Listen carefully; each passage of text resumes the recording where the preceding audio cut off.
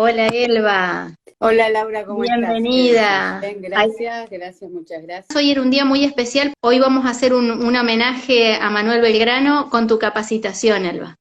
Estamos muy agradecidos con vos de que generosamente nos vengas a capacitar. Te dejamos con el tema muy interesante de hoy, que es derecho de uso y habitación. Nosotros lo llamamos a esto, lo combinamos con Laura, llamarlo nuevas perspectivas del derecho de uso de habitación, porque en realidad son derechos bastante viejos, estaban regulados en el Código de Vélez Arfiel y además vienen de la larga tradición romana, estos derechos de uso y habitación.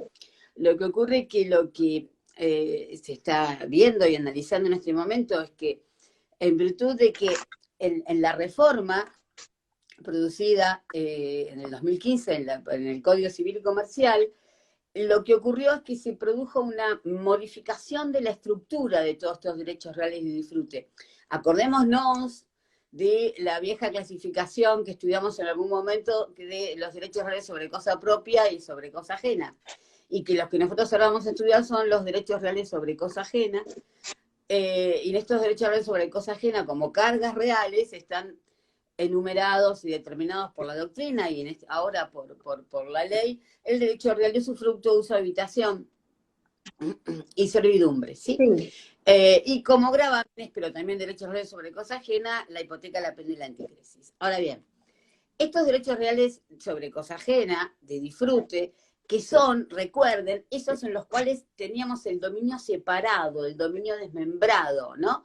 Cuando nosotros decíamos, un dominio imperfecto es el dominio desmembrado. ¿Por qué? Bueno, porque hay una persona que va a quedar como nudo propietario, como propietario desnudo, y viene otro que es el que va a usar y gozar de la cosa, al que le dan el dominio útil, como decía Vélez Arfiel, y que esta persona es el que en definitiva va a gozar o a disfrutar o a utilizar la cosa de alguna manera, porque el dueño, ese que queda desnudo, ha separado el dominio y ha permitido y ha constituido un derecho real en cabeza de otra persona.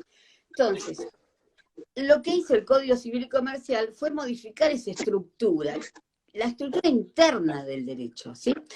Recuerden que en los derechos reales tenemos los derechos reales así como estáticos, los vemos nosotros, que tienen una estructura legal cierta y determinada, y que entonces siempre vamos a ser respetuosos y debemos ser respetuosos de esa estructura legal. Bueno, el Código además siguió con esa idea y con esta estructura legal que tiene que ser respetada, pero la modificó, nos modificó, hizo pequeños toques que en realidad fueron enormes Ujú. modificaciones en la estructura de los derechos reales.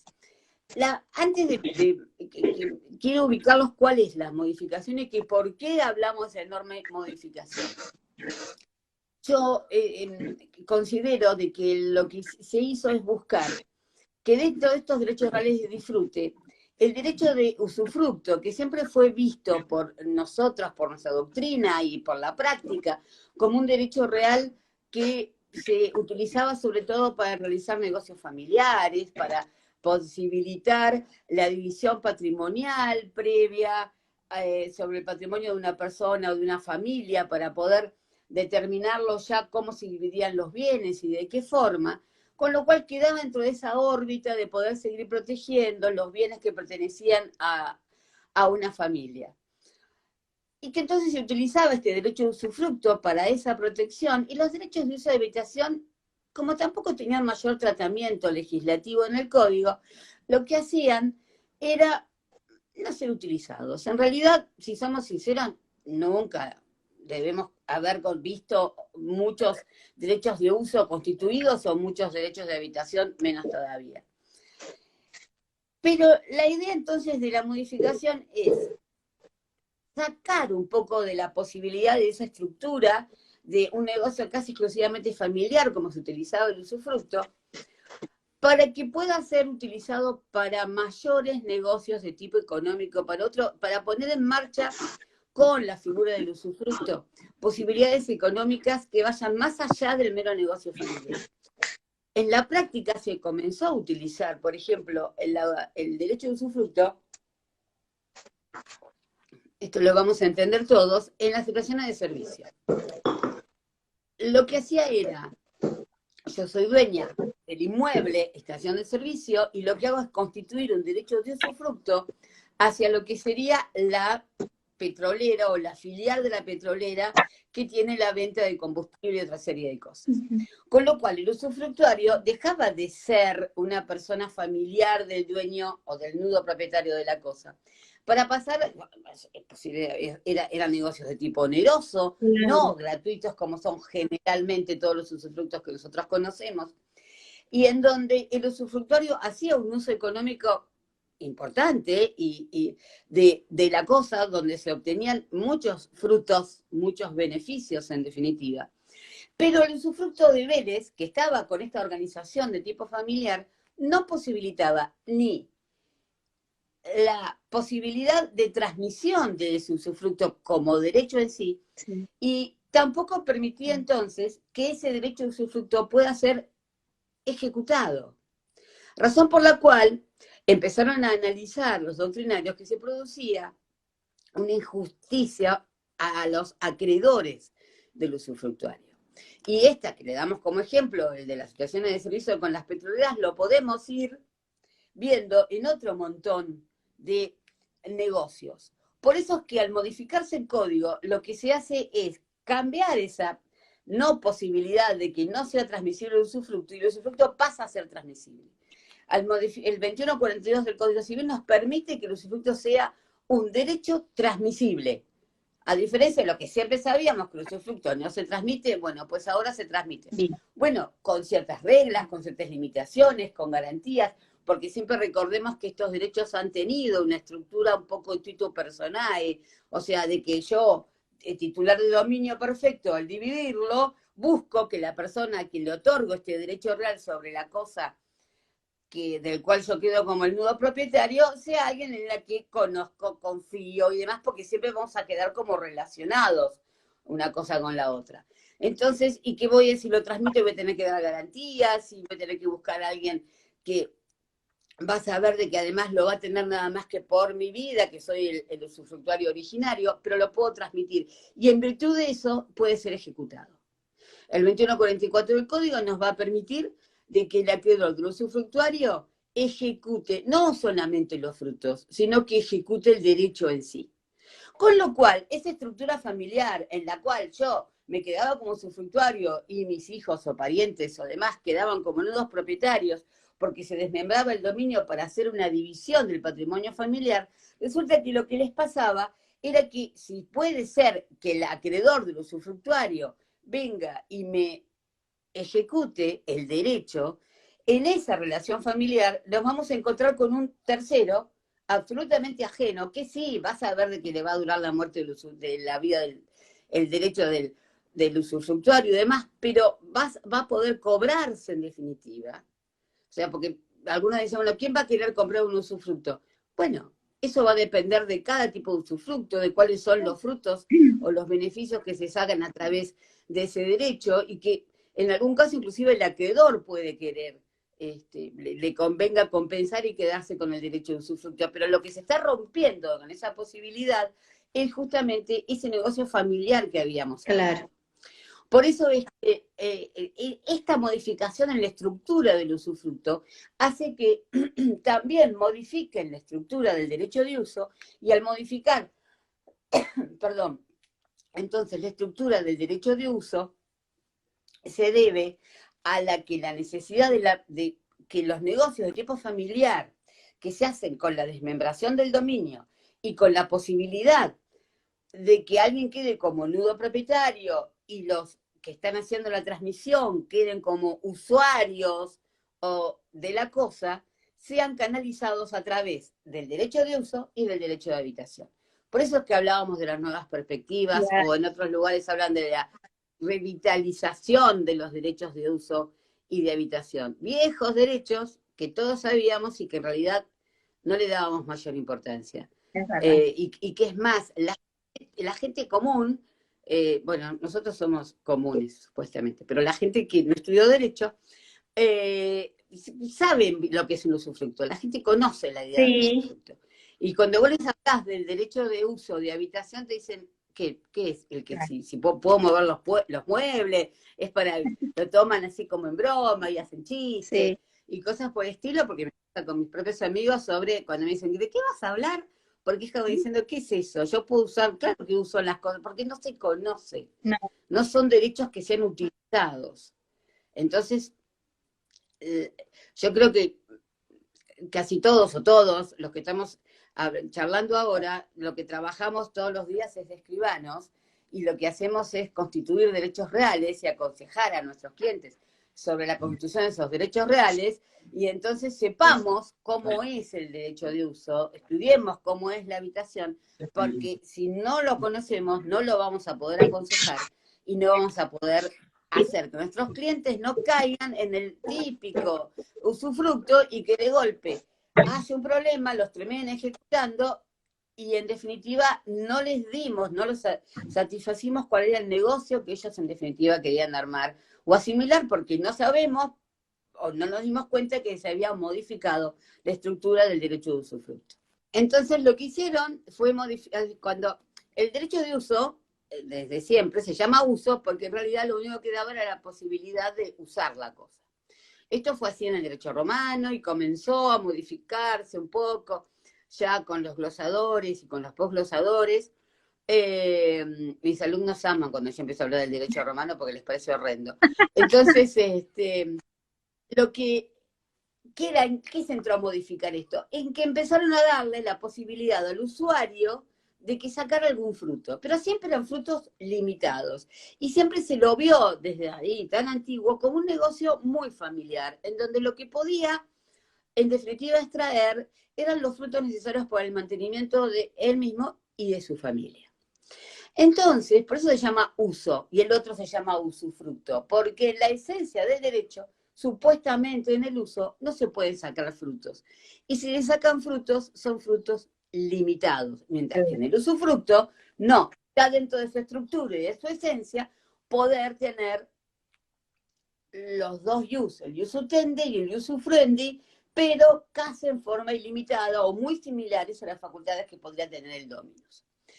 Entonces, el Código Civil y Comercial, siguiendo esta corriente cada vez más acentuada de que el usuario no solamente tiene el uso, corriente muy antigua, pero que cada vez tiene mayor posibilidad de sacarle el use friendly a las cosas, o sea, de poder sacarle un fruto a las cosas, cuando lo conceptualiza en el artículo 2154, nos dice que es el derecho real que consiste en usar y gozar de una cosa ajena. Bien. Entonces tenemos derecho real, porque es lo que está enumerado, es sobre cosa ajena y es usar y gozar.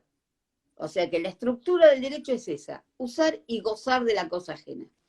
¿Sobre qué se puede constituir? Después los vamos analizando cada una de estas cosas. Sobre parte material o indivisa, bien, siguiendo la estructura del objeto de todos los derechos reales, que ya está determinado en 1882 cuando habla del concepto de los derechos reales que se pueden ejercer sobre parte material o indivisa. Y esto ahora es muy importante. Prosigue diciendo el artículo que es con la extensión y con los límites establecidos en el título. Esto, guárdenselo, hagan un cajoncito y guárdenselo porque van a ver que esto es esencial en la estructura del uso y esencial en lo cuando nosotros constituyamos derechos de uso. Y luego, siguiendo la misma limitación que tenemos en el usufructo y que existe en todos los derechos reales sobre cosa ajena, es sin alterar su sustancia. Punto, me dice el artículo. Y me está diciendo, recuerden que me dijo, este uso y goce lo vamos a poder hacer en la extensión y con los límites establecidos en el título. Pero si el título no establece ninguna limitación a la extensión de ese uso y goce, se va a entender que se constituye un usufructo. Perfecto. Por eso es importante, les dije, que lo guarden en el cajoncito de la memoria, porque siempre en la estructura de este derecho, cuando nosotros lo que hagamos sea constituir un derecho de uso, en el límite, en el título, porque me quiero ir a otro lado, nosotros en el título constitutivo del derecho de uso, lo que debemos hacer es determinar cuáles son las facultades, cuál es la extensión de las facultades que va a tener en cuanto al uso y en cuanto a los frutos, usar y gozar. no es que no, nosotros estamos acostumbrados a constituir usufructos en los que no ponemos nada, no Claro. decimos qué es lo que puede hacer o no hacer, ¿no? Porque consideramos que además, como estamos constituyendo un derecho real, la estructura y los derechos y las obligaciones que surgen de los derechos reales ya están determinadas en la ley. Como nosotros tenemos un sistema de numerus clausus en donde nada podemos modificar, nosotros no estamos acostumbrados a que a los derechos reales les podamos poner limitaciones propias en el título. Para nosotros, en nuestra cabeza, todo eso está en la ley. Bueno, ahora tenemos un derecho real en el cual abren un poquitito esta estructura de numerus clausus y nos permiten y nos exigen que le pongamos limitaciones. Porque en la esencia misma de lo que es el derecho de uso, tenemos que poner y determinar estas limitaciones. Que siempre van a ser limitaciones a las facultades materiales, las del título, porque las limitaciones a las facultades jurídicas ya están determinadas en el 2156 del Código, que nos dice qué derechos reales podemos constituir o qué derechos reales no podemos constituir y demás. Pero entonces nos tenemos que circunscribir en ese título que estamos haciendo a decir las facultades materiales de la cosa. O sea, cuál es el límite que nosotros podemos, en definitiva, hacer. Esta es una circunstancia o condición que en definitiva va a ser de hecho. Va a depender de cada negocio jurídico. Ustedes recuerden que cuando estamos constituyendo un derecho real, el derecho real generalmente surge de un negocio jurídico. Hay un negocio jurídico que está atrás, subyacente, y es el negocio jurídico el que tenemos que analizar para ver cuáles van a ser esas facultades materiales que le vamos a limitar y que le vamos a permitir o que no le vamos a permitir.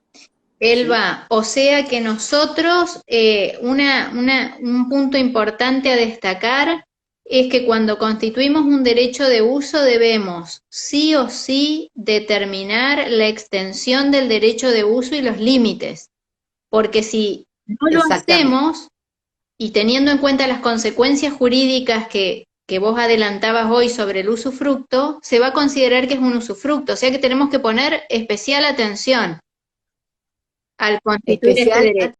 Exacto, no debemos olvidarlo. Y como les decía, va a depender de cada caso concreto, pero podemos suponer y poner que esta persona va a tener el uso y goce, dijimos. Entonces le decimos, ¿lo puede alquilar?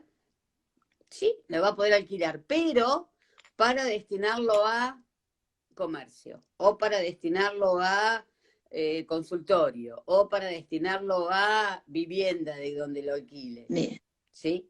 También recuerden de que el derecho de uso se puede constituir en forma gratuita o en forma onerosa. O sea, yo... Claro. Entonces, puedo, dado de que es en forma gratuita o onerosa, a ponerle limitaciones en cuanto a cuánto va a percibir de esos frutos, ya sean frutos civiles o sean frutos naturales, y quizás de esa, y que se perciba un porcentaje o se perciba una X determinada cantidad y que el resto de la suma vaya hacia el nuevo propietario. O sea, podemos ayudar inclusive a armar un negocio. Por ejemplo, a ver si capaz que lo que digo no está bien, pero bueno, vos vas a saber. Si por ejemplo, como el usuario puede, si bien no puede constituir derechos reales sobre la cosa, que eso sería una prohibición o una limitación legal, sí puede constituir derechos personales. Y si se trata de un campo y lo arrienda, ¿no? Celebra un contrato de arrendamiento, le puede decir, por ejemplo, que tal siembra no se realice o que tal... ¿Sería un límite eso? Sí, yo considero que sí, que yo le podría, si yo en un contrato de locación urbana le puedo decir, mira, lo podés alquilar, pero que no pongan fábricas, o que no pongan X determinado tipo de comercio que hay desde un punto de vista de arrendamiento rural, yo podría decir, sí, que se siembre soja o que no se siembre soja. Claro. Bueno, digo, como ejemplo, porque para tratar de buscar algún... Sí, es un ejemplo. A mí me parece que sí. Yo dentro de eso lo pondría. Siempre, pero recordemos además que estamos dentro de un derecho real y que la estructura de los derechos reales son estructuras muy rígidas, donde rige el orden público y donde tenemos que respetar. Entonces, cuando determinemos esos límites, sepamos exactamente que debemos releer muy bien cuál es la estructura del usuario, porque, por ejemplo, entre las limitaciones jurídicas es que no, o sea, las limitaciones jurídicas no se pueden constituir derechos reales, como dijiste. Entonces, no le pongamos que puede constituir derechos No, reales, claro. o que, porque no lo No, no podemos se puede. modificar. Siempre recordemos que este tipo de cosas seguimos sin poder modificarlas. Acá tenemos la posibilidad de ponerle ciertos límites o en la estructura de este derecho la veo un poco más abierta porque me está permitiendo manejarme en el negocio jurídico de alguna forma. Bien. Pero siempre debemos recordar en definitiva eso. Bien. ¿Sí? Bien. Después, dentro de la definición habíamos dicho que rige el principio de salva rerum substantia, del que no se puede alterar la sustancia de la cosa. Y siempre recordemos acá, hay algo, al derecho de uso, en muchas circunstancias lo vamos a encontrar muy parecido al usufructo, al punto tal de que hay uno de los artículos que nos van a remitir constantemente, nos dice que en caso de que no esté, o sea, que se van a aplicar las normas del usufructo en todo lo que no esté modificado especialmente para el derecho de uso. Entonces, en muchos de los análisis vamos a tener que ir a ver qué dice la norma de usufructo, que es en definitiva la que vamos a aplicar. Entonces, por ejemplo, en el usufructo, que todos lo sabemos, no se puede alterar la sustancia, hay un artículo, el 2129 del Código, que nos dice que alterar la sustancia, que siempre nos preguntamos, pregunta típica, ¿qué es alterar la sustancia? Sí. Entonces ponemos, me dan un bosque y no lo puedo talar. Sí, pero en realidad lo que nosotros tenemos, el código actual, siguiendo los análisis que hizo Allende de lo que significa alterar la sustancia, la alterabilidad de la sustancia surge de que no se puede modificar ni la materia, ni la forma, ni el destino de la cosa. O sea que yo voy a alterar la sustancia cuando lo que hago es modificar materia, o modificar la forma de la cosa, o modifico el destino de la cosa. Entonces, no es solamente una de las cosas, o sea, puede ser una o puede ser las tres. Yo la otra vez, en otra charla que habíamos tenido, habíamos dado el ejemplo, es un ejemplo muy típico de que ocurrió mucho acá en Mar del Plata, que hay procesos que están en este momento siguiéndose, de que había una calle en Mar del Plata que eran todos chalets. De golpe en esa calle empezaban a poner negocios, y entonces, ¿qué hicieron muchos usufructuarios? Porque les convino. O sea, había muchos lugares que eran chalets donde habían hecho esto, el negocio familiar, donde lo que habían era, se habían quedado con el usufructo y le habían dado a los hijos la nueva propiedad. Entonces les convino el negocio porque empezaron a poner un montón de comercios y estos usufructuarios modificaron, hicieron contratos con personas que les modificaron totalmente el chalet, y en lugar de ser un chalet, es una cervecería ahora. Claro. Pero además, no que hicieron que la cervecería es el chalet, que le pusieron mesitas, sino que lo destruyeron al chalet, hicieron un enorme galpón, bonito, pero galpón al fin, y pusieron la cervecería. Entonces le modificaron la materia, porque tiraron todas las paredes y hicieron una especie de galpón vidriado, le modificaron la forma y le modificaron el destino. Entonces hay procesos que se han hecho de padres a hijos porque no cumplieron con este famoso y viejo principio del salva rerum substantia, en donde tenemos que realmente analizar que lo que debemos respetar es la materia, la forma y el destino de la cosa. Tampoco olvidemos de que al ser un derecho real sobre cosa ajena, son derechos que imperfectos, cuando nosotros analizamos el dominio, que hablamos del dominio perfecto y del dominio imperfecto, decimos que en estos casos el nudo propietario va a ser titulado un dominio desnudo e imperfecto. ¿Por qué? Porque está alterado, eso es una típica pregunta de examen, ¿por qué? Porque está alterado, te dicen, el carácter de la perpetuidad, porque resulta que este derecho real sobre cosa ajena es un derecho temporario. El usufructo, el uso, la habitación son derechos temporarios. No tienden a la perpetuidad como es el dominio.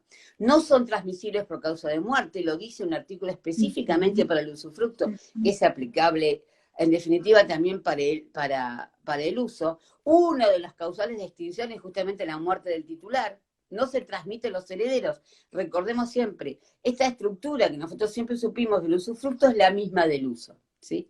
Pero si nosotros no le ponemos, o sea, no le ponemos plazo, va a ser vitalicio. Si le ponemos, pero podemos ponerle un plazo o una condición, siempre condición resolutoria, recuerden. O sea que, además, no necesariamente tiene que ser vitalicio el derecho de uso, sino que se puede referir a un negocio jurídico que yo le estoy otorgando por el plazo de 10 años. Perfecto. 15 años, 20 años. ¿Sí? Bien. Ahora, en cuanto a quién puede ser titular del derecho de uso, resulta que hay una distinción importante con el usufructo. Uh-huh. En la pequeña introducción que dimos dijimos, nos parece que los legisladores lo que han hecho es darle la estructura al usufructo para negocios jurídicos, económicos, no solamente familiares, y al uso la estructura familiar. Siguiendo este camino, el derecho de usufructo puede tener como titulares personas físicas o humanas y personas jurídicas. En cambio, el derecho de uso puede ser titular únicamente una persona humana. Esta es una de las normas en las que se varía el uso del usufructo, porque el uso está visto como un derecho más, no tan negocial, sino más familiar.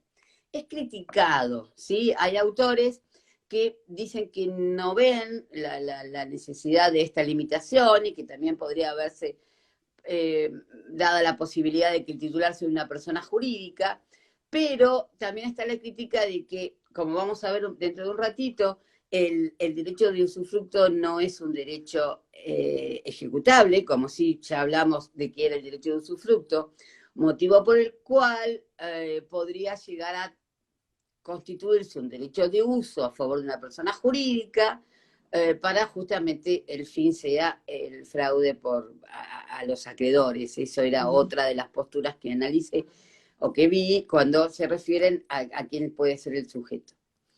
Y cuando hablamos entonces de esta persona humana, que puede ser la titular del usufructo, sabemos que me permite, porque la definición me decía que se puede constituir sobre una parte material o sobre una parte indivisa. Al decirme que se puede constituir sobre una parte indivisa, significa que lo puedo constituir a favor de varias personas, ¿sí?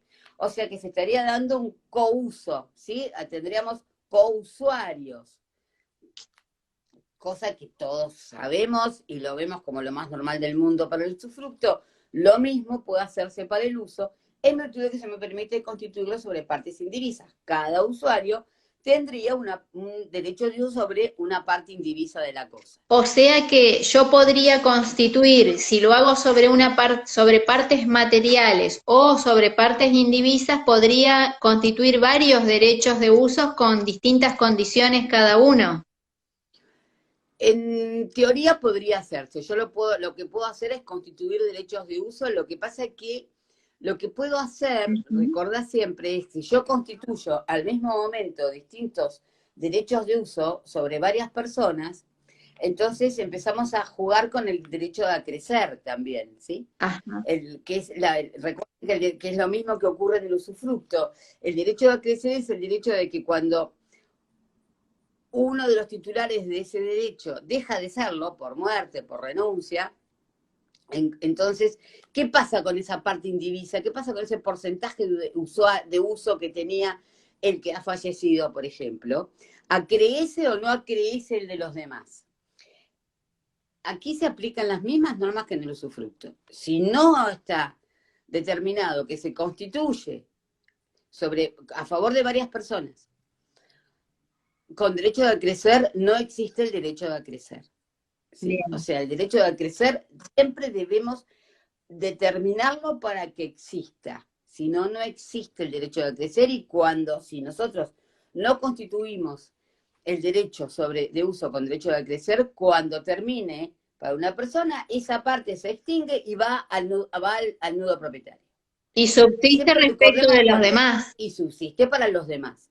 Los cousuarios que siguen viviendo siguen manteniendo el derecho de uso sobre eso.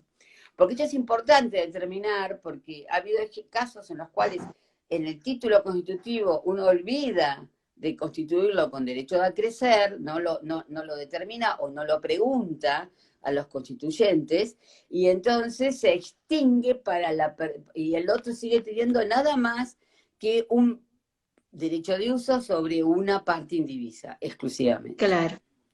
Y esto puede crear muchos conflictos entre el nudo propietario y el titular, en definitiva, de ese derecho. Pero cuando lo redactamos, además, recordemos una cosa. El derecho de acrecer no es una facultad que se pacte entre los cousuarios, sino que el que determina si hay o no derecho de acrecer es el que constituye el derecho de uso. Es algo que también debemos tener en cuenta Sí. si lo hacemos a favor de varias personas, si lo vamos a hacer o constituir con derecho de acrecer o no. Sobre eso también tenemos que asesorar. Eso también tenemos que asesorar. Cuando hablamos de uso es interesante el tema del objeto, sobre qué podemos constituir derecho de uso, y lo podemos constituir sobre cosas muebles o inmuebles, a diferencia de lo que va a pasar con la habitación. Acá estamos igual que en el usufructo. Si son cosas muebles, recuerden que deben ser cosas muebles no fungibles, ¿sí? Sobre derechos no podemos hacer... No, sobre derechos no se puede. Es sobre cosas. El usufructo sí se puede constituir sobre derechos. Esta es otra de las diferencias. Derecho de uso no se puede constituir sobre derechos. Y las cosas muebles no tienen que ser fungibles. Sino que son cosas muebles no fungibles. No fungibles. Sobre las que puedo constituirlo. Y después, cuando analizamos el tema del objeto, es interesante analizar el tema de que puedo constituir derecho de uso como sobre una parte material de la cosa, que como es en el objeto de todos los derechos reales, y que esta posibilidad de constituir un derecho real sobre una parte material depende en definitiva de que sea funcionalmente posible. Entonces es muy interesante pensar en que podemos constituir derechos reales, ahora que estamos hablando del uso, sobre una habitación, sobre un quincho, sobre un garage, ¿no? Estoy siendo un poco urbana yo, o sea, siempre pienso en ejemplos, en definitiva urbanos, porque es a eso a lo que se está refiriendo el legislador cuando habla de la posibilidad de constituir derechos reales sobre parte material. Esto que es una de las mayores innovaciones específicas y determinadas que trae el Código Civil y Comercial en la estructura de los derechos reales. Esta posibilidad de constituir sobre parte material, que como hablábamos hace un rato, en este momento eso se encuentra casi imposibilitado de hacer, no de un punto de vista jurídico, sino por cuestiones meramente administrativas, porque los registros de la propiedad y las oficinas de catastro provinciales exigen una serie de requisitos que todavía no lo tienen demasiado claro, porque en realidad todavía no hay mucha legislación, por lo menos en mi provincia, al respecto, de si es necesario o no es necesario que haya un plano específico para determinar cuál es la parte material, si ese plano específico tiene que estar aprobado o no aprobado tiene que ser hecho por un agrimensor y aprobado por las autoridades catastrales, no está bien determinado. El hecho de que sea un plano por un agrimensor está como endureciendo mucho los requisitos para poder posibilitar la constitución de un derecho real sobre parte material.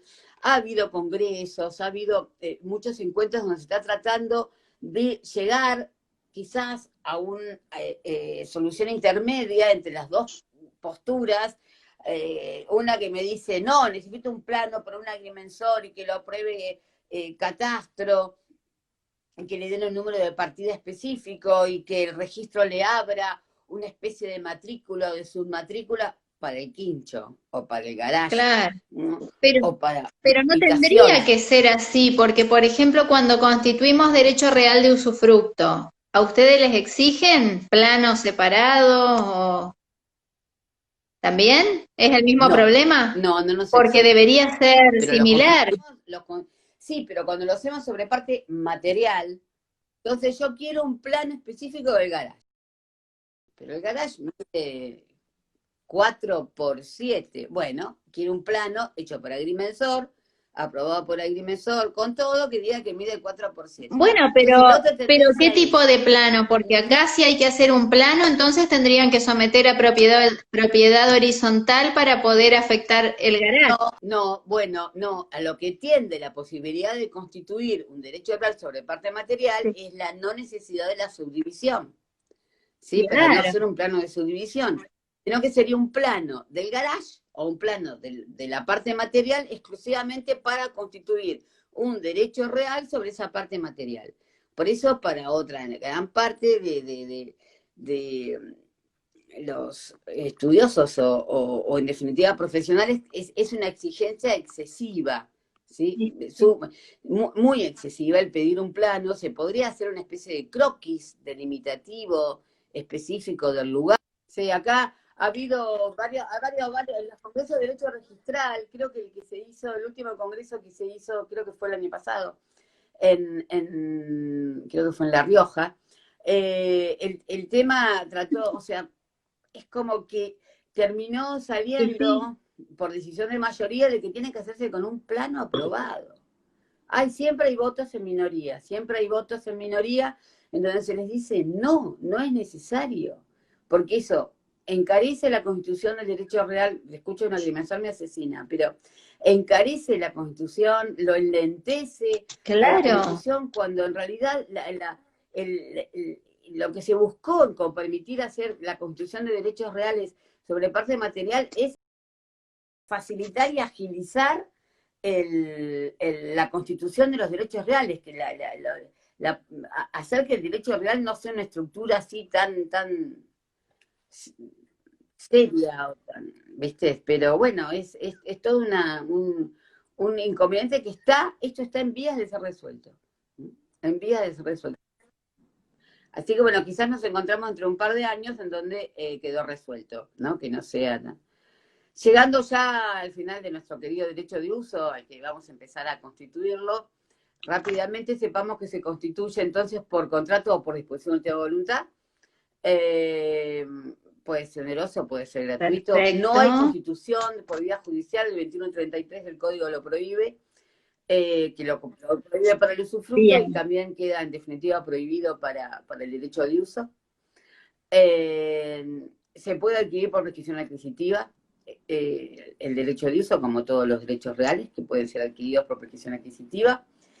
Mm. Y vamos a el tema de si es transmisible o no transmisible. Resulta que, así como es muy claro el código en decir que el derecho de usufructo es transmisible, para el derecho de uso no fue muy claro. Para el derecho de uso no dijo nada. No dijo si sí, si no. En virtud de lo que me dice cuando me remite a las normas del De uso. usufructo, me dice, rigen las del usufructo en todo lo que no sea modificado especialmente. Razón por la cual la mayoría de lo que dicen las normas del usufructo, y en virtud de los principios generales que me dicen que todos los derechos reales son transmisibles, es posible la transmisión del derecho de usufructo, perdón, del derecho de uso por acto entre vivos. O sea que el derecho de uso sería un derecho transmisible por actos entre vivos. Ahora bien, puede ser por título oneroso o gratuito. Yo considero de que, así como para la Mm. transmisión del derecho de usufructo es necesario que exista la necesidad de que el que va a entrar como nuevo usuario dé garantías. Las garantías que se le piden cuando hay una transmisión de usufructo también deben ser las mismas en el caso del uso, porque la garantía es justamente de que esa persona va a cumplir con las obligaciones que yo había considerado que el usuario era capaz de cumplir con esas obligaciones. Por eso desmembré mi dominio y lo constituí, sobre todo por el principio de la inalterabilidad de la sustancia, que es el que en definitiva tiene que ser respetado. La gran distinción, que es por la que basamos toda esta recomendación de decir usemos el derecho de uso, es justamente si puede o no puede ser ejecutado. Entonces, de acuerdo, todo surge, en definitiva, de preguntarnos, ¿lo podemos ejecutar? ¿Podemos ejecutar el derecho? ¿O podemos ejecutar solamente los frutos? ¿Podemos ejecutar los frutos? Los frutos sí, pero no siempre y no todos, porque el 2157 me dice, específicamente para uso, que los frutos no los puedo embargar cuando los frutos se limitan exclusivamente a las necesidades del usuario y la familia, porque nosotros podríamos poner dentro de aquellas limitaciones que habíamos visto que debemos hacerlas cuando constituimos un uso, podemos decir, los únicos frutos que puede sacar son los que necesita para vivir él y su familia. Si nosotros le pusimos esa limitación y resulta que la cosa da más frutos del usuario y su familia, los acreedores pueden venir a embargarlos a esos frutos, los acreedores del usuario. Cuando excede. Va a tener que demostrar judicialmente que está excediendo este límite y que en definitiva los puede usar, ¿sí? Ahora bien, entonces los frutos sí son embargables cuando exceden las necesidades del usuario, cuando exceden las limitaciones que hemos puesto en el título. Pero el derecho de uso, ¿es ejecutable? Porque el de usufructo sí. Si nosotros aplicamos los principios generales, el artículo 743 del Código me dice, me regula el patrimonio es la prenda común de los acreedores. Palabra más, palabra menos, dice eso. Y el 744 me da las limitaciones. Y dentro de las limitaciones o las excepciones a la prenda común de los acreedores, excluye varios derechos que entren dentro de esa prenda común de los acreedores y entre ellos al derecho de uso. Razón por la cual toda la doctrina está toda de acuerdo en que el derecho de uso no es un derecho ejecutable, como pueden ser ejecutados cierta parte de los frutos, pero nunca va a poder ser ejecutado el derecho de uso por los acreedores del usuario, tal cual ocurría con el usufructo antes de la reforma del Código. Entonces, esta es la enorme diferencia que existe en la estructura del derecho y en la modificación que ha sufrido con la reforma del derecho de uso, que lo hace entonces para estos negocios de tipo familiar mucho más adecuado que constituir el derecho de usufructo como siempre lo hacíamos siguiendo una tradición que nosotros heredamos en definitiva de separar nuda propiedad para unos, usufructo para otros. Ahora hagamos lo mismo. Separamos y podemos constituir nuda propiedad para unos, derecho de uso para otros.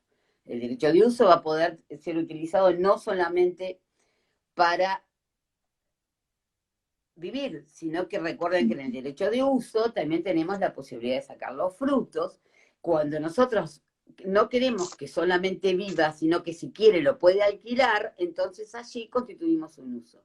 Si nosotros lo único que queremos es que esa persona viva, solamente viva, y que nunca lo pueda alquilar, nos vamos a ir al otro derecho, que es el derecho real de habitación.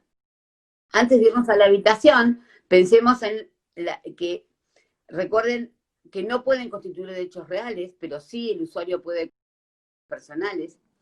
Estos derechos personales se van a extinguir cuando se extinga el uso. O sea, si yo constituyo... Ajá, y si el usuario lo transmitió a otra persona y fallece el primer usuario. La locación fallece el usuario, va a terminar el contrato de locación. Eso tenemos que tenerlo en definitiva en cuenta. Esto es como importante. ¿Y cómo se extingue? Sí. Del primer usuario. Bien.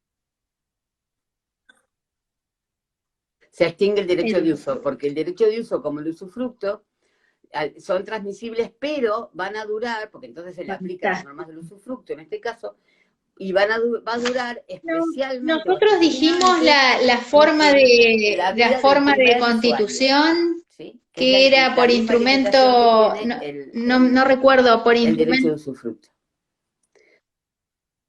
Ahora bien. Por el cable.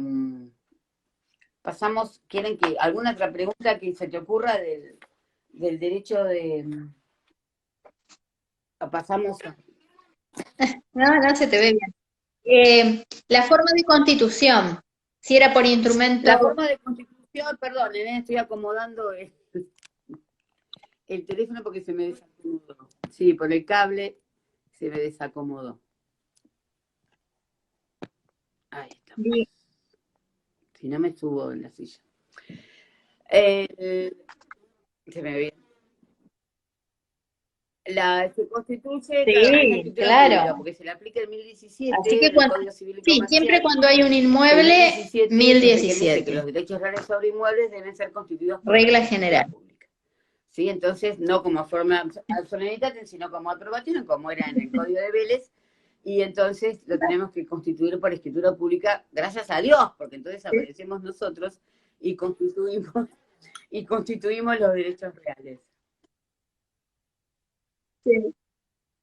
1017. Sí, Me sí, sí, costó los como nuevos 2 años artículos aprenderme que era el es 1017, complicado. pero al olvidarme Y del más que ya artículo del tenemos Código de Vélez, internalizado porque el siempre me código de Vélez. salía, el artículo del Código de Vélez. Es toda una Sí, gimnasia para los que no somos así muy memoristas de los números de artículos, acordarte de los nuevos artículos del código.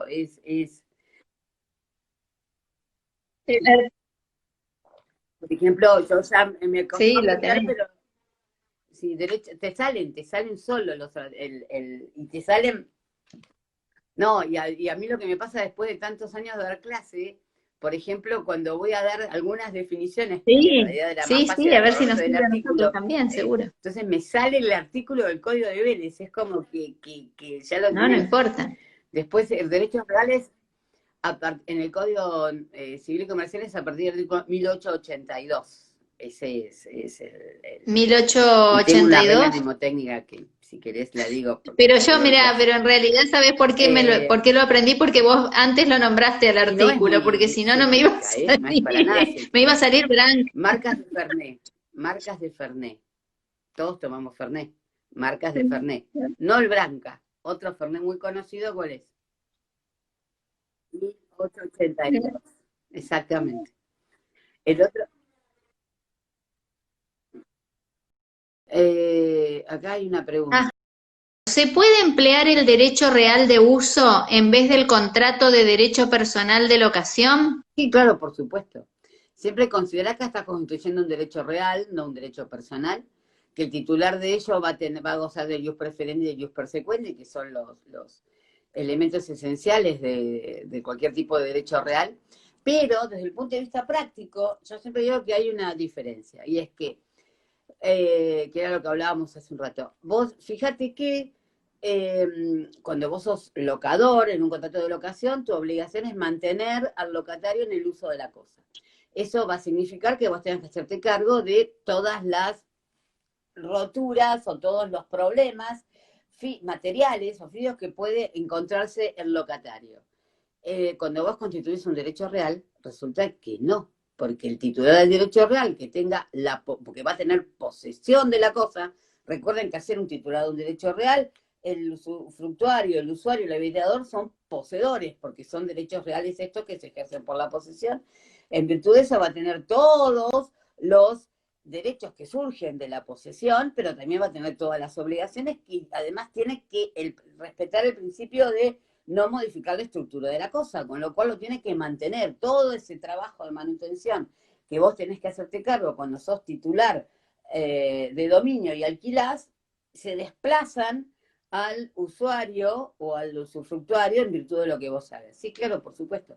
Lo que ocurre es que, reconozcamos una cosa, los costos de constitución de un derecho real no son los mismos que el de firmar un contrato de locación. Claro. Vos el contrato de locación vas, firmás y ya está. Lo más que haces es certificar la firma. Eso es uno de los grandes adelantos de certificar la firma. Pero para constituir un derecho real tenés que constituir un derecho real a través de un instrumento de escritura pública para hacerlo, porque lo marca el código, y para hacer la escritura pública tenés que cumplir con todos los requisitos para constituir el derecho real. Tenés que pedir certificados de dominio, tenés que pedir los certificados, tenés que cumplir con todas y con la inscripción de ese derecho real. Sí, por supuesto que lo podés. Pero recordá que no sé quién me puso posesión en lugar de tenencia. sí, el que va a tener poseedor, poseedor en lugar de tenencia va a ser el titular del derecho, que va a ser un poseedor, no va a ser un como de derecho real. Y mira, como derecho. consulta sobre plano. ¿En cuál jornada de derecho se dijo por mayoría la obligación del plano sobre parte material? Ahí está poniendo Catamarca 2019. Que quedó así. Cuando el objeto del derecho real de disfrute recaiga sobre una parte material, se requiere, a efectos de cumplir con el principio de especialidad, plano de mensura por profesional habilitado inscrito en el organismo catastral. Esa fue la mayoría. Claro. La disidencia: no es necesario la inscripción del plano de mensura confeccionado por profesional habilitado para la constitución del derecho real de usufructo, uso o habitación sobre parte materialmente determinada, debido a que no se modifica el inmueble de origen. Yo coincido con esta voto que lo votaron el Colegio de Escribanos de la Ciudad Autónoma de Buenos Aires y el Colegio de Escribanos de la provincia de Chubut. La provincia de Buenos Aires no tenía representación en ese congreso. Acá te dicen, doctora Frontini, ¿considera usted que el clásico negocio familiar de donación de padres a hijos, con la constitución por los donatarios de usufructo vitalicio a favor del donante titular y su cónyuge, bueno, serían titulares los dos, deberían ser, con derecho de acrecer, puede entonces ser reemplazado por la constitución de derecho real de uso a favor de los padres? Sí, obviamente, es exactamente la misma estructura. Vos, para constituir un derecho de usufructo tenés, o lo que hace el nudo propietario es reservarse la nuda propiedad y, se reserva el usufructo y dona la nuda propiedad, o se dona el dominio perfecto y los donatarios entonces constituyen el usufructo a favor de los donantes. Eso es posible, pero en lugar de constituir un derecho de usufructo, podés constituir un derecho de uso. Lo que pasa que en esa escritura de constitución, ya sea porque se reserva el derecho de uso, o ya sea porque lo constituyen los donatarios al derecho de uso, recordá siempre entonces de poner los límites a la extensión de la facultad. Claro, perfecto. ¿Y sería uso de partes indivisas? Pregunta. ¿Por qué? ¿Indivisas porque es a No, dos? partes No. indivisas si yo lo constituyo sobre partes Claro. indivisas. Esa es la... O sea, si yo le dono a dos personas es lo mismo que cuando yo lo que hacía era que el donatario lo que hacía era constituir derecho de usufructo a favor de los dos padres, ahí estaba haciendo una donación una constitución de usufructo, obviamente sobre partes indivisas, porque si recuerden que cada vez que yo constituyo o algo, tengo dos titulares de un derecho real en la cual no digo, son dos, y no le determino una especial porcentual o parte indivisa, van a ser un 50 cada uno. Puedo modificar cuando constituyo el derecho real sobre más de una persona, lo que puedo determinar son distintas partes indivisas. Bien. Ahí nos preguntan si se puede pactar el derecho de acrecer en el derecho real de uso. Sí, obvio. Habíamos dicho que sí. Se aplica toda la legislación del 2132 del Código, que es la legislación existente para usufructo, y allí recordemos lo mismo. El pacto del derecho de acrecer no es un pacto entre los cousuarios, sino que se llama el pacto, pero es un pacto entre ¿quién? Entre el constituyente del derecho de uso y, o sea, entre el que va a quedar como nudo constituyente del derecho de uso y los usuarios, ¿no? No es un pacto entre cousuarios, porque muchas veces lo vemos mal redactado. Es verdad. Que dice que los que lo pactaran serían los cousufructuarios o cousuarios. El pacto es entre el constituyente y el usuario. Y el usuario, exactamente.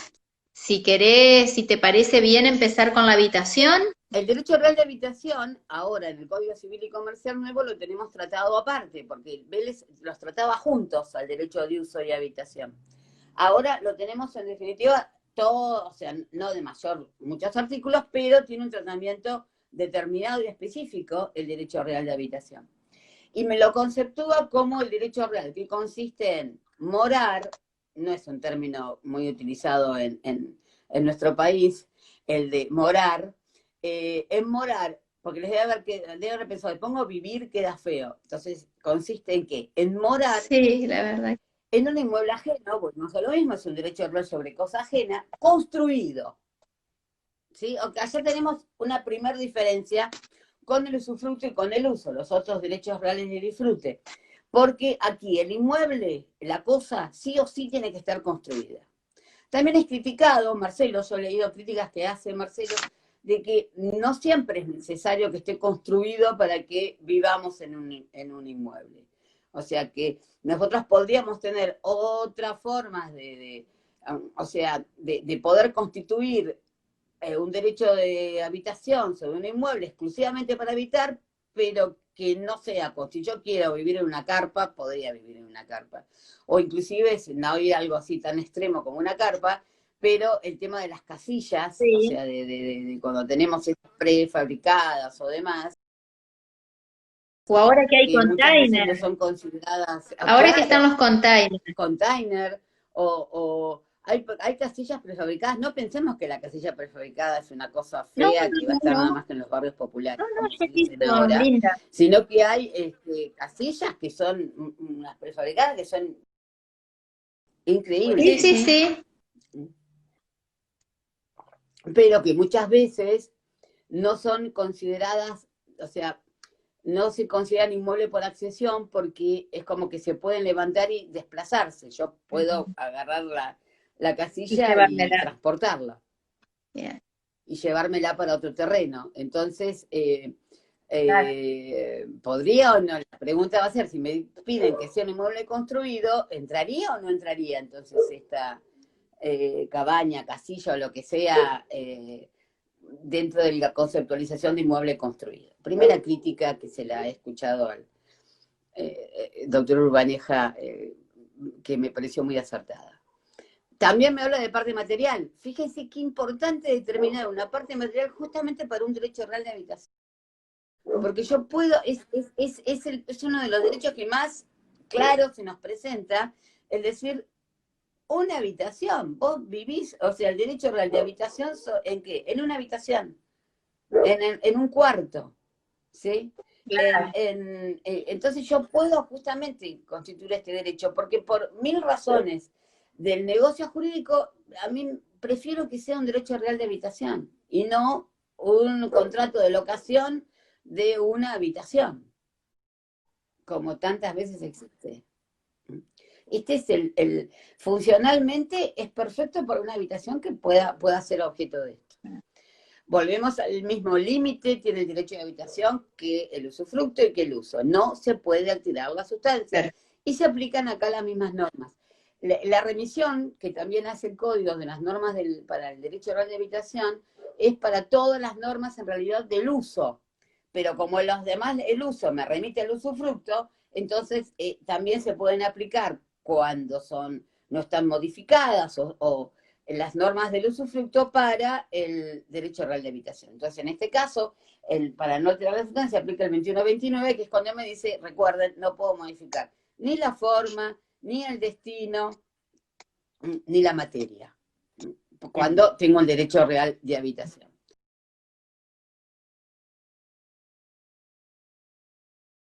¿A ¿Cómo? favor de más Perdón. de una persona se puede hacer este de habitación también? El límite que me trae el código es que se puede construir a favor de persona humana, o sea, no se puede construir a persona jurídica. Imagino, o sea, y considero, aunque no me habla de que lo puedo constituir por parte indivisa, en la definición me habla de un inmueble ajeno, construido o en parte material de él. No me dice, como me decía en la definición Claro, del de uso, luz. que se podía construir sobre parte Ajá, sí, estoy indivisa. leyendo. Entonces, es un tema de dilucidar. Yo vi que había un par de opiniones un tanto así como disímiles Difícil. en si podía constituirse o no sobre parte indivisa. Yo creo que sí, que se puede constituir sobre parte indivisa, con lo cual, siguiendo principios generales, con lo cual tendríamos cohabitadores. ¿Sí? Ahora, viste, el derecho de habitación en el Código de Vélez era un derecho que estaba muy limitado a la familia. O sea, en el Código de Vélez siempre se hablaba de lo que se hacía era para que se habite una familia y debía existir una familia a los efectos de que pueda considerarse el derecho de habitación.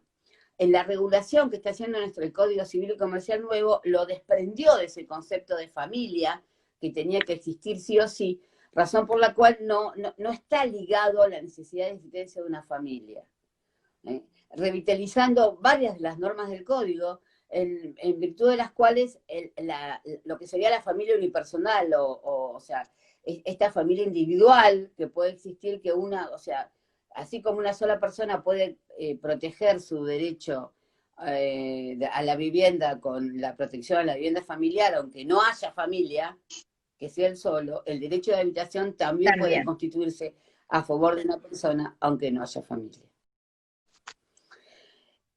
Otra de las diferencias que caracterizan al derecho de habitación es que no es transmisible ni por actos entre vivos ni por causa de muerte. O sea que este derecho de habitación en la estructura de nuestro código sigue siendo un derecho absolutamente intuito personal. Intuito personal. Es la persona, nada más, ella, la que va a gozar de este derecho de habitación, no lo puede transmitir, se va a extinguir cuando se cumple el plazo o cuando esa persona, si es vitalicio, renuncie o se muera, y no va a ser transmisible a nadie.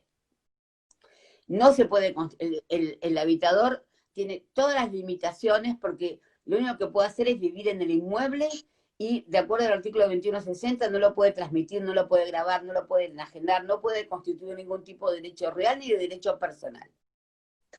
O sea, como derecho real es el derecho real más cerrado, es mucho más cerrado que el usufructo y mucho más cerrado en definitiva que el uso. O sea que está limitado, como vos decís acá en tu trabajo, a satisfacer las necesidades de vivienda de una persona humana, básicamente. Básicamente, si esa persona humana tiene familia y está dentro de la estructura del negocio que vaya a cumplir con este derecho real de habitación con su familia, perfecto.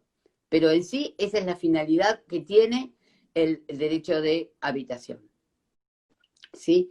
De acuerdo a la interpretación, va a tener como obligación el habitador de pagar las tasas y contribuciones.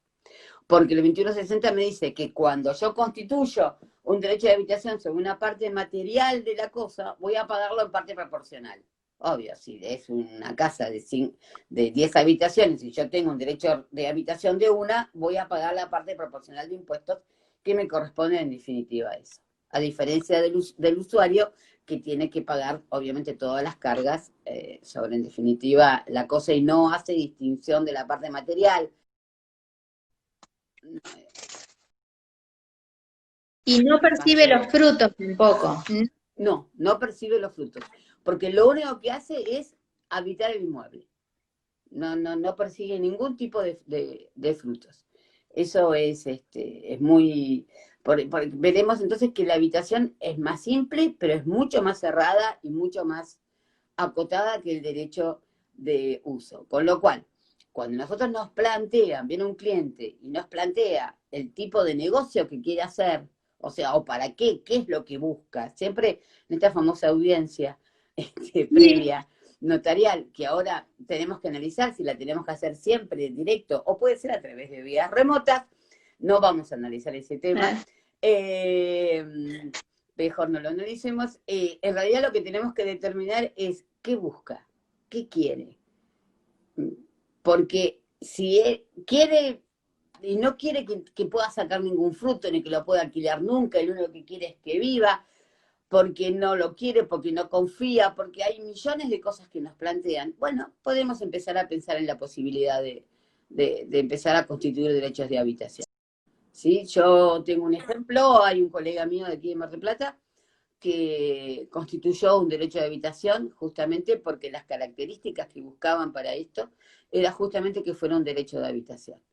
Era un negocio bastante complejo, pero que a lo que se pretendía era perfectamente factible justamente el negocio que sea exclusivamente habitable.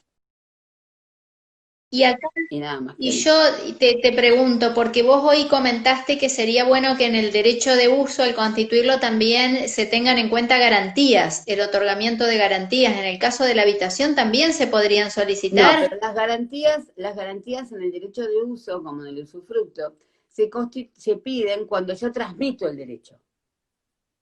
Cuando yo transmito el derecho de uso, cuando o cuando transmito. transmito el derecho de uso, a ese nuevo que va a entrar, le pido Bien. Ahora queda claro. Y como tiene este no es obligación de darle, transmisible, no. como es transmisible, no. Pero rige el principio de salvar los sustantivos. Recuerden que es para evitar nada más. Siempre recuerden que es exclusivamente para evitar. Es restringido. Entonces, no puede alquilarlo, porque no es que vive ahí, lo puede alquilar, ni puede subalquilarlo, no puede hacer nada. Puede nada más que vivir.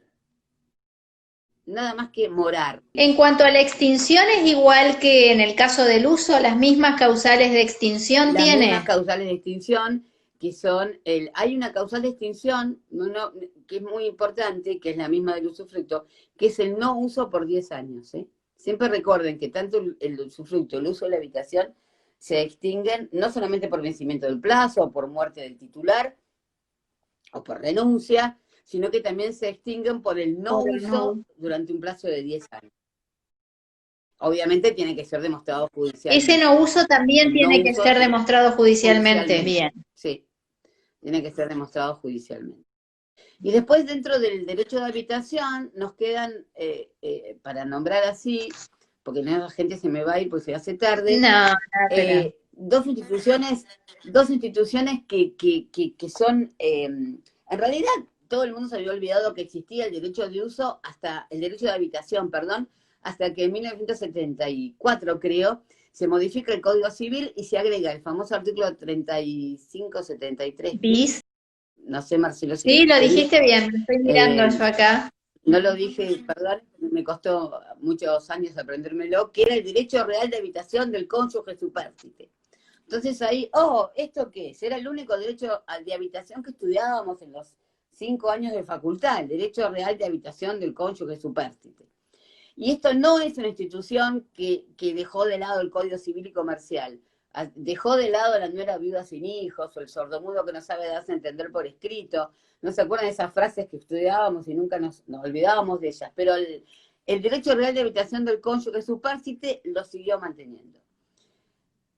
Casi con las mismas características, lo regula en el artículo 2383, que es en la parte de sucesiones, no lo regula en la parte del derecho de habitación, y es un derecho real, legal, y que es un derecho real que nace con la muerte del cónyuge muerto. O sea, a partir del momento en que nace la figura del cónyuge supérstite, es porque quedaste sobreviviendo y el otro se te murió, porque en definitiva esa es la figura. Y la característica especial en la regulación del artículo, se incorporó al artículo muchas soluciones de tipo jurisprudencial que habían ido dándose en el análisis del 3573 bis. Por eso, por ejemplo, en el 3570, en el derecho real que nosotros sabíamos, por ejemplo, siempre se discutió si tenía que ser un solo inmueble, si cuando el tipo, siempre, además en los ejemplos siempre era que se moría el hombre y la que quedaba viva era la cónyuge supérstite. Nunca entendí por qué en todos los ejemplos siempre era la cónyuge supérstite. No es como si nosotros matáramos a nuestros cónyuges. Bueno. Acá, entonces, si era un solo inmueble, y el que tenía que quedar para poder gozar del derecho real de habitación. Y hay un fallo muy interesante que hizo Bernengo Prat en donde se dijo que no, que la ley no hablaba de que tenía que ser un único inmueble el que existiera. Lo que me decía era que tenía que ser la sede el que había sido el último sede del hogar conyugal, requisito que se sigue manteniendo en el actual derecho real de habitación del cónyuge supérstite, pero que no tiene por qué ser el único inmueble que en definitiva quede. Lo que debemos decir es que, en definitiva, tiene que ser el inmueble donde se tenía el hogar conyugal. Entonces, y tiene un requisito que me dice que no tiene, el inmueble no tiene que haber estado en condominio con otras personas. O sea, que el titular de dominio tiene que ser o el causante, o sea, el causante siempre ha sido una forma elegante de hablar del fallecido, para que no sea triste. Entonces, entonces tiene que ser el causante que puede haber sido un bien propio, un bien ganancial, pero que no lo haya tenido en condominio con otras personas. Porque puede ser que, pero el tema es, ¿en condominio con quién? Porque si lo tenía en condominio con el cónyuge supérstite, entonces ahí sí se puede. Que no haya sido condominio con otras personas extrañas a esta relación matrimonial. ¿Sí? Porque recuerden que puede ser bien ganancial, pero que esté en condominio. No es extraño que existan bienes gananciales en condominio entre ambos cónyuges. ¿Sí? Y es un derecho que va a ser vitalicio y gratuito. O sea que los herederos no pueden pedir ningún tipo de compensación por haber tenido que otorgar este derecho, que no lo otorgan los herederos. Este es un derecho legal que nace de pleno derecho. Lo que también queda claro ahora, cosa que también se discutía en la redacción del 35-33, era si había que pedirlo o no pedirlo en la sucesión. Entonces había toda en general había una corriente que me decía, no, nace de pleno derecho.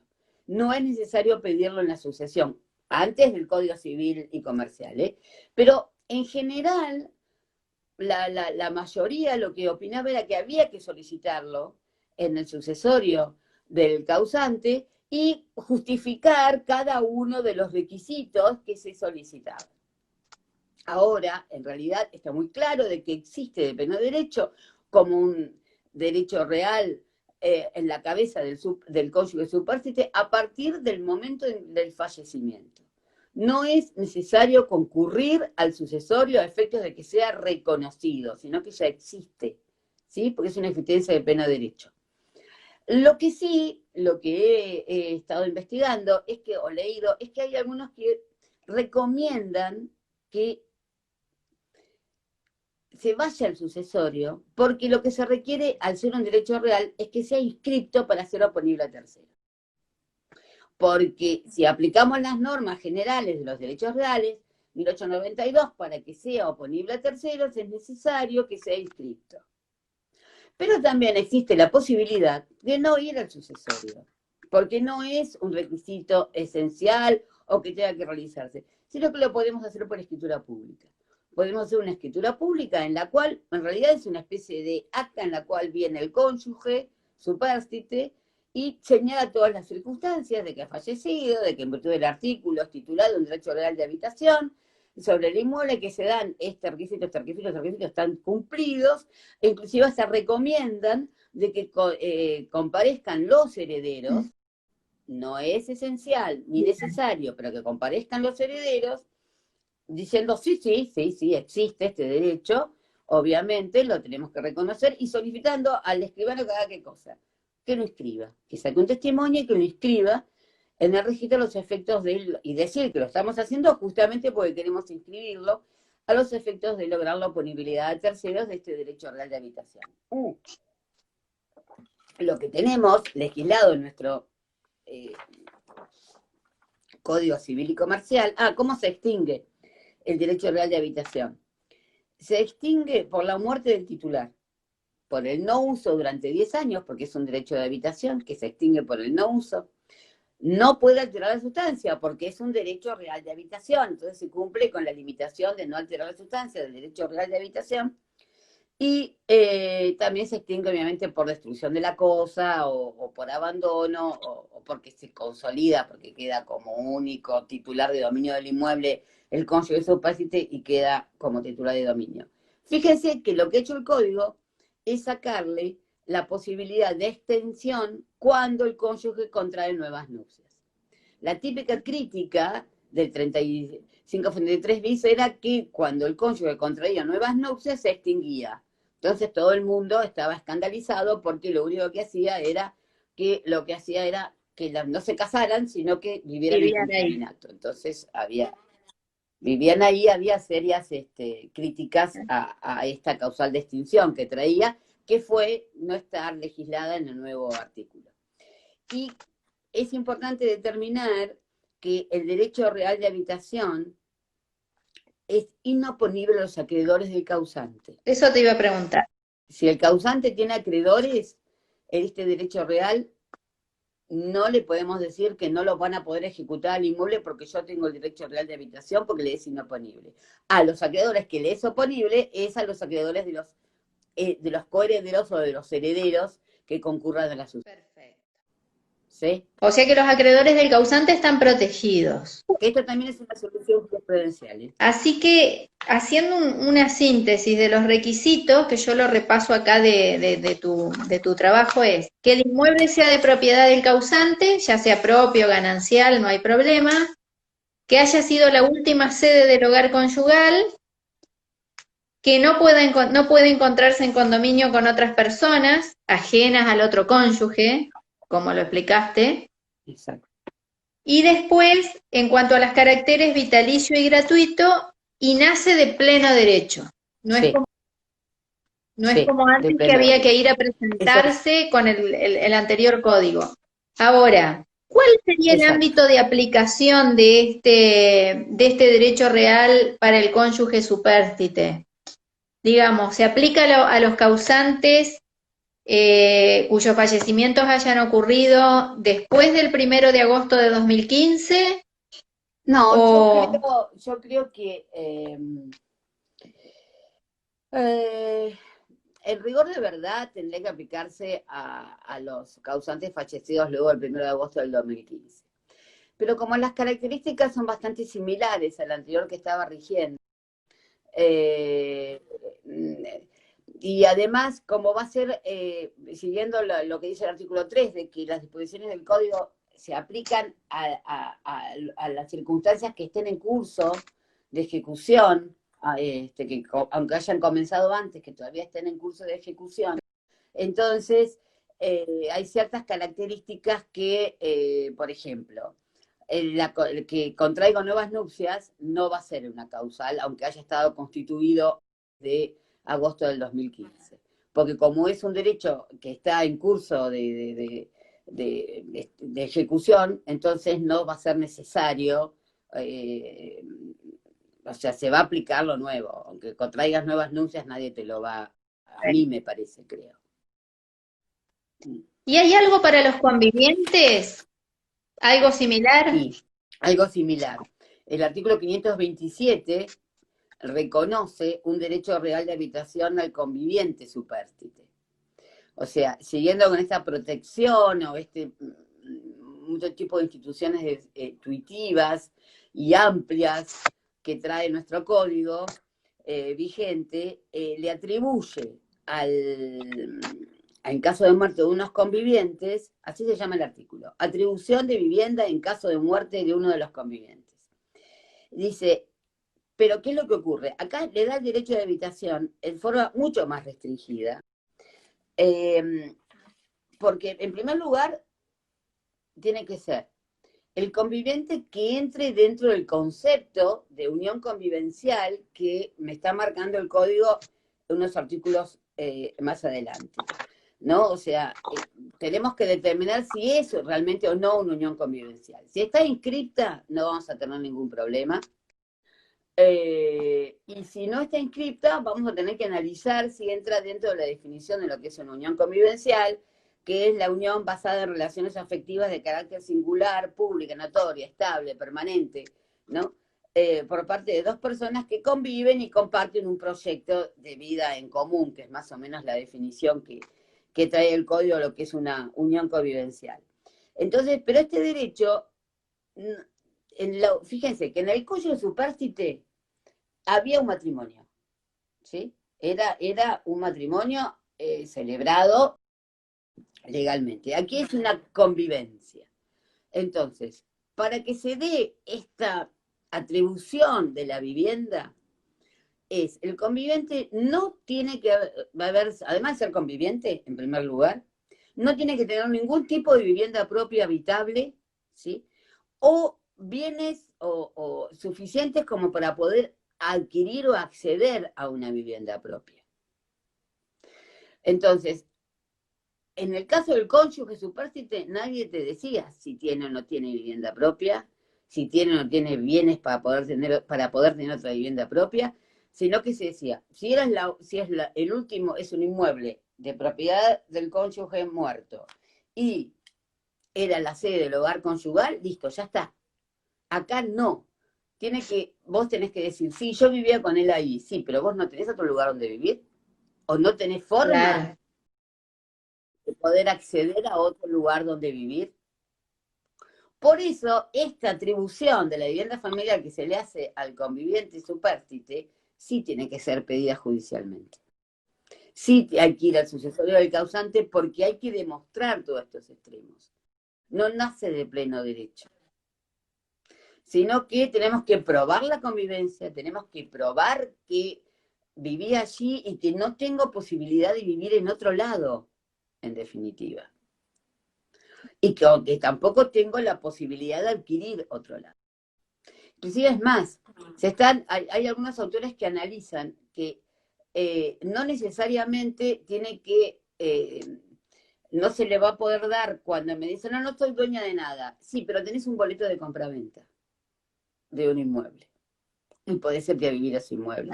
O sea, no solamente te dicen, no, yo no tengo derecho real de dominio sobre ningún inmueble. Sí, pero tenés derechos personales que surgen de un boleto de compraventa. Y que entonces si vos judicial, o sea, los herederos, los que no quieren que esa persona tenga la atribución, porque en definitiva, si nadie se opone, nadie va a decir, pueden en definitiva quizás probar este tipo de extremos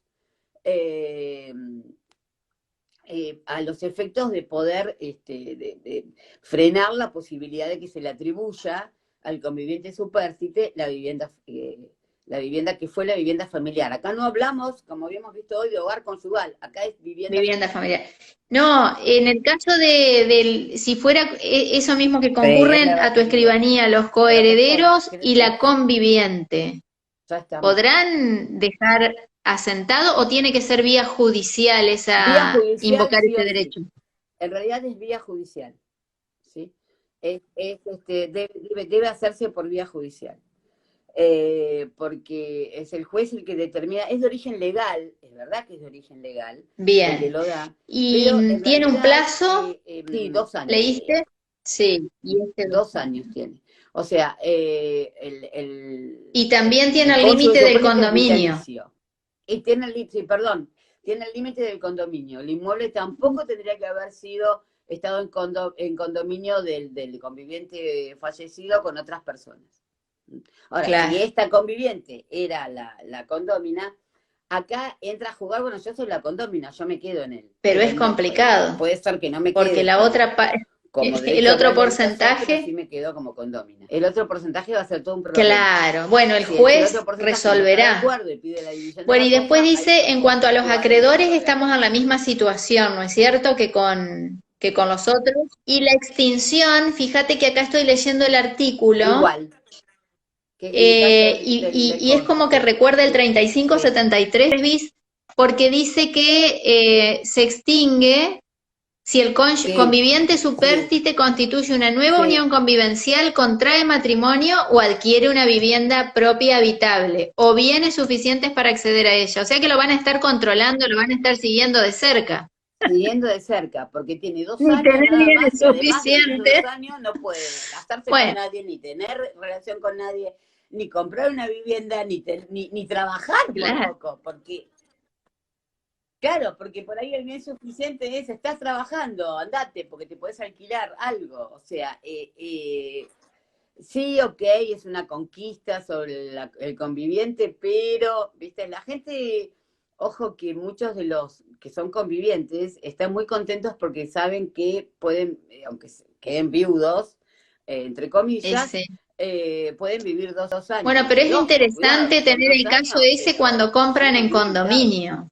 Claro, es yo lo que no sé es si habrá jurisprudencia ya sobre este caso, sobre este tipo de casos de convivencia. Y no encontré ninguna jurisprudencia. Yo busqué